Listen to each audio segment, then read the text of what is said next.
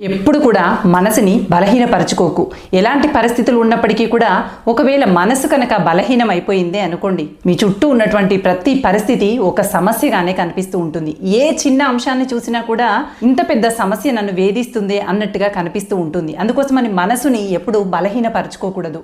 ఒకవేళ మనసే బలంగా ఉందనుకోండి, ప్రతి సమస్య ప్రతి పరిస్థితి ఒక అవకాశంగా కనిపిస్తుంది.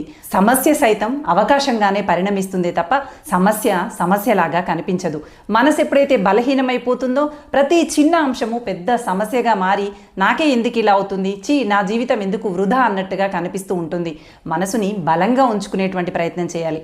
ఒకవేళ మనసే కనుక సమతౌల్యంగా ఉందనుకోండి, అంటే సమస్థితిలో కనుక ఉందనుకోండి, ప్రతి పరిస్థితి కూడా ఒక సవాలుగా కనిపిస్తుంది. ఆ సవాల్ని అధిగమించాలి అనేటువంటి ఆలోచన మనలో మొదలవుతుంది. సమతౌల్య స్థితిలో ఉన్నప్పుడు కూడా మనసుని బలంగా మార్చుకొని ముందడుగు వేసేటువంటి ప్రయత్నం చేయాలి.